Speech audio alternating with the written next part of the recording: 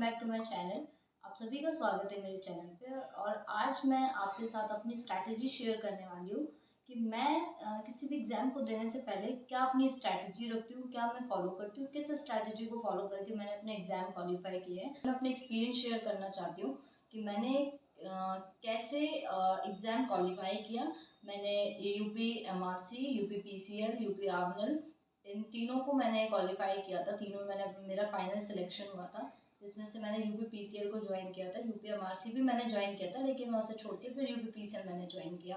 और अभी तक जो मेरा एक टाइम पीरियड रहा है, जिस टाइम पीरियड में मैं तैयारी करती थी, मैंने 6 एग्ज़ाम दिए हैं और 6 में से 4 एग्ज़ाम क्वालिफाई हुए हैं, जिनमें से एक में तो मैंने ज्वाइनिंग जिनमें से मैंने ज्वाइनिंग भी पाई है और अभी मैं यूपी पीसीएल में कार्यरत हूँ। तो सबसे पहले मैं शेयर करना चाहती हूँ अपने कुछ एक्सपीरियंस, फिर हम लोग चलते हैं स्ट्रैटेजी पर। तो जैसे कि मैंने देखा है यूपी पीसीएल की जितनी भी तैयारी करते हैं मैक्सिमम स्टूडेंट हिंदी मीडियम का होता है और मैं भी हिंदी मीडियम से ही हूँ। तो मैं समझ सकती हूँ कि क्या क्या प्रॉब्लम्स फेस करनी होती है, किन किन चीज़ों में प्रॉब्लम आती है। जैसे एक बहुत ज़्यादा इशू आता है कि जो नॉन टेक में इंग्लिश पूछा जाता है, काफ़ी सारे एस्पिरेंट से वो इंग्लिश नहीं बन पाता है, क्योंकि हम तो भाई हिंदी मीडियम से हैं। लेकिन आप अपनी कमज़ोरी को स्ट्रेंथ मान के चलिए। मैं हमेशा ये मानती थी कि ठीक है, मेरा अगर इंग्लिश, वैसे मेरी इंग्लिश इतनी वीक नहीं थी, लेकिन मैंने देखा है कि हिंदी मीडियम के बहुत सारे स्टूडेंट की इंग्लिश बहुत वीक होती है। तो अपनी स्ट्रेंथ ये मानिए कि आपकी हिंदी बहुत स्ट्रांग है। जो हिंदी मीडियम का स्टूडेंट होता है उसे मुझे नहीं लगता कि हिंदी का भी पढ़ने की ज़रूरत पड़ती है, क्योंकि जो आपके एग्जाम में पूछते हैं संधि, गृह, समास और पर्यायवाची, मुहावरे, ये सब हिंदी मीडियम के स्टूडेंट के लिए फिंगर टिप्स पे होता है, उसे कभी तैयारी नहीं करनी होती हिंदी की। तो अपनी वीकनेस को अपनी स्ट्रेंथ मान के चलिए। तो ये चीज़ सबसे पहले दिमाग से निकाल दीजिए कि हम लोग हिंदी मीडियम से हैं तो हमारा कोई एक सेक्शन वीक है, ऐसा कुछ भी नहीं है। हम लोग की स्ट्रेंथ है कि हम लोग हिंदी मीडियम से हैं। उसके बाद मैंने सेल्फ स्टडी की है। मैंने कोई कोचिंग या कोई कोर्स नहीं परचेज किया था, ना ही मैंने कभी किया है। मैं बस बुक्स पे ज़्यादा बिलीव करती हूँ। मुझे ऐसा लगता है कि बुक्स एक बहुत अच्छे आपके लिए एक मेंटोर हो सकते हैं, क्योंकि बुक्स जो हमें नॉलेज देता है ना, वो काफ़ी टाइम तक दिमाग में रहता है, काफ़ी टाइम तक लर्न रहता है, क्योंकि वो चीज़ें हमने पढ़ी हैं।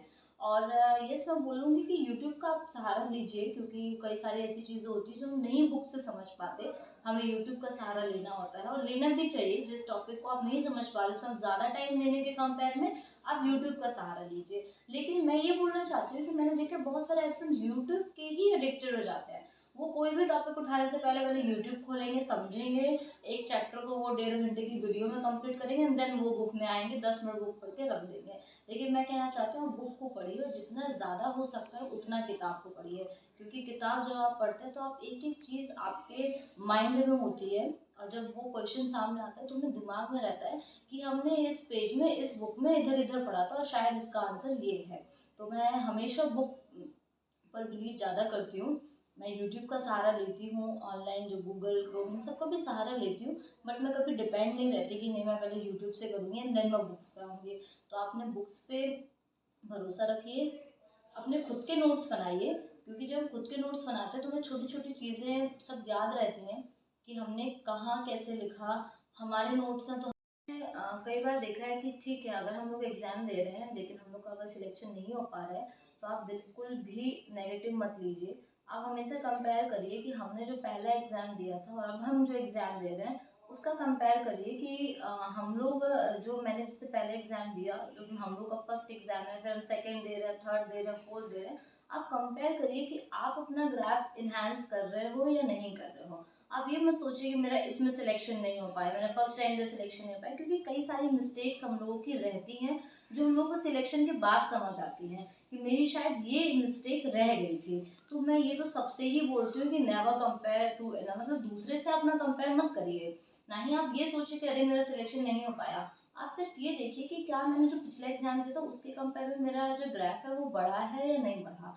और अपना ग्राफ, अपनी तैयारी जो है ना, उसे आप हमेशा इस तरीके से कीजिए। आप ये मत सोचिए कि मुझे एग्जाम निकालना है, आप ये मत सोचिए कि मुझे क्वालिफाई करना है, आप सोचिए कि मुझे 200 में से 200 मार्क्स लाना है।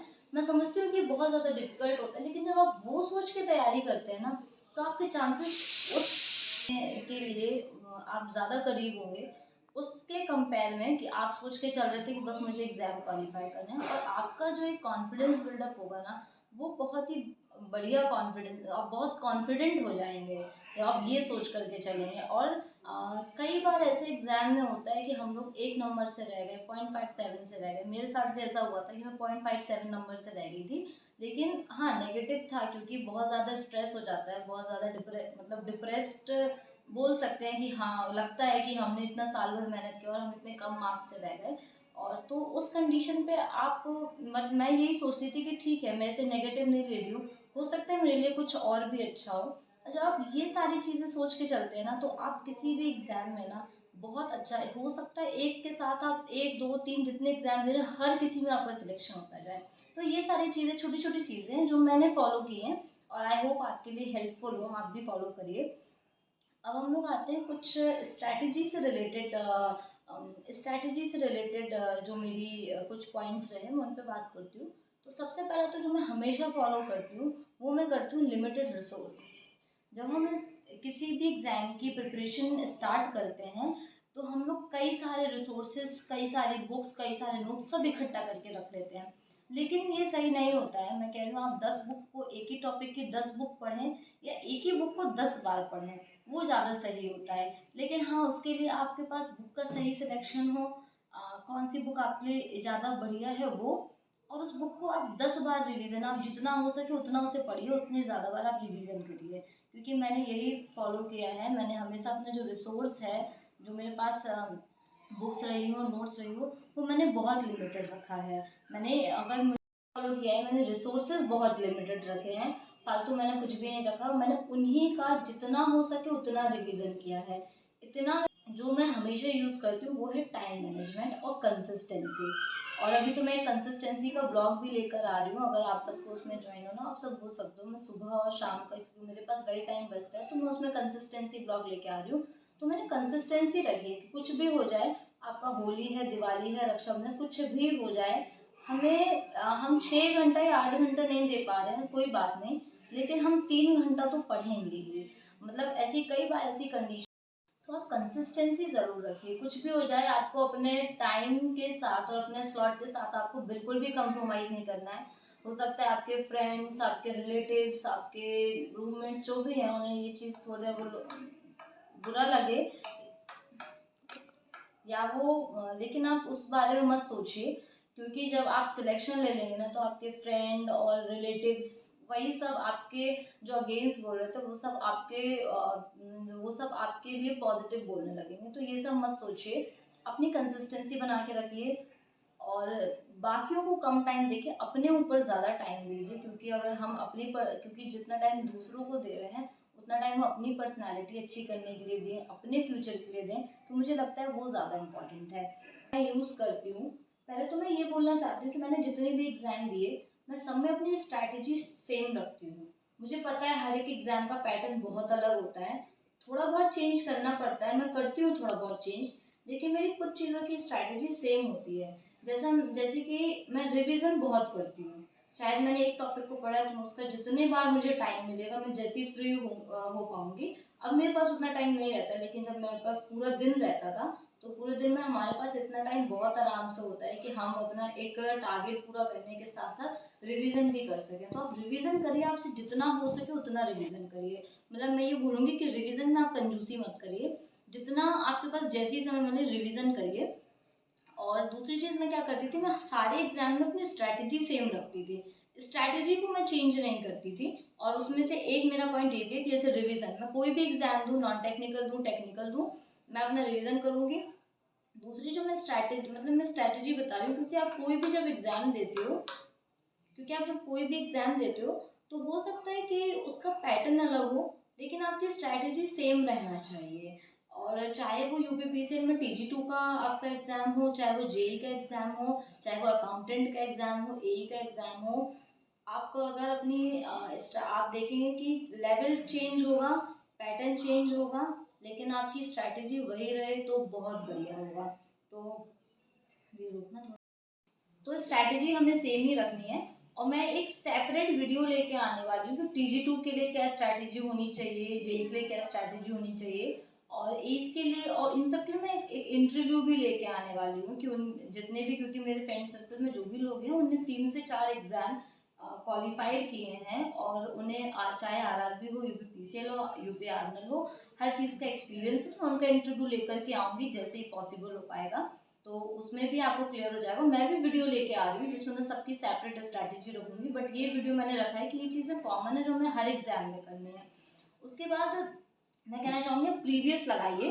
प्रीवियस हम लोग क्या करते हैं, जैसे हम लोग प्रीवियस लगाते हैं तो मैंने देखा कि TG2 का एग्जाम है तो हम TG2 के प्रीवियस लगा लेंगे, जेई का एग्जाम है तो हम लोग जेई के प्रीवियस लगा लेंगे। लेकिन मैं क्या करती थी कि अगर मैं यूपीपीसीएल का एग्जाम दे रही हूँ तो यूपीपीसीएल जितने भी एग्जाम करवा रहा है, चाहे वो एईस के करवा रहा है, जेई का करवा रहा है या TG2 का करवा रहा है, मैं सारे प्रीवियस लगाती थी।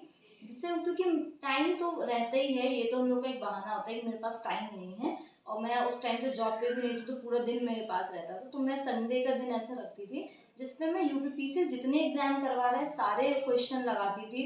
वो अपना नॉन टेक्निकल कैसा दे रहा है, टेक्निकल कैसा दे रहा है, करंट अफेयर किस लेवल का दे रहा है या जीके किस लेवल का दे रहा है, मुझे उससे एक अनुमान लगाने में एक हेल्प मिलती थी कि यूपीपीसीएल ऐसा दे सकता है या वो ऐसा दे रहा है।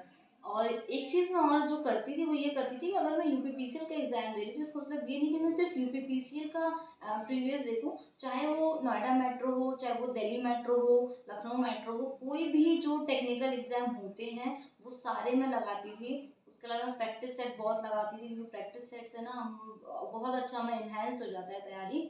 उसके अलावा मैं यही बोलना चाहूँगी कि आप हमेशा पॉजिटिव रहिए और आपको मोटिवेशन किसी वीडियो को देख के, और मैं ये कहना चाहती हूँ कि हमें मोटिवेट किसी वीडियो को देख के नहीं होना है।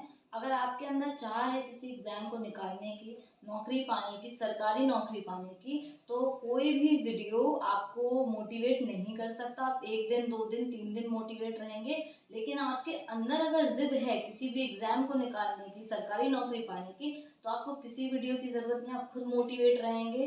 अपने टाइम टेबल के लिए आप स्ट्रिक्ट रहिए, कोई भी कंप्रोमाइज नहीं। सुबह उठ के अगर पढ़ना है पढ़ना है, अगर आप लेट नाइट पढ़ने वाले हैं तो पढ़ना है, मतलब पढ़ना है। कोई मोटिवेशन नहीं, हम सेल्फ मोटिवेट रहेंगे। हमें खुद नौकरी पाना है, कोई वीडियो देख के हम नहीं नौकरी पाने के लिए आगे बढ़ रहे हैं, हमें अपनी ज़रूरतें के लिए पाना है। हमारा ये शौक है कि हमें नौकरी पाना है, तो आपको किसी वीडियो की मोटिवेट होने के लिए कोई वीडियो मत देखिए, खुद मोटिवेट रहिए, स्ट्रिक्ट रहिए अपने शेड्यूल में। उसके अलावा रिवीजन करते रहिए, और मैं TG2 जेई या जो भी पोस्ट है उन सबके लिए स्ट्रैटेजी लेके आऊँगी, सेपरेट वीडियो लेके आऊँगी। उसमें मैं डेफिनेटली बताऊँगी कि मैंने पर्टिकुलर सब्जेक्ट को कैसे पढ़ा, कितना टाइम दिया, क्या क्वेश्चंस लगाए, कहाँ से पढ़ा, मैं डेफिनेटली लेके आऊँगी। और अगर आपको ये वीडियो हेल्पफुल लगी हो सो प्लीज़ लाइक करिए, सब्सक्राइब करिए, एंड मिलते हैं नेक्स्ट वीडियो में। Bye bye.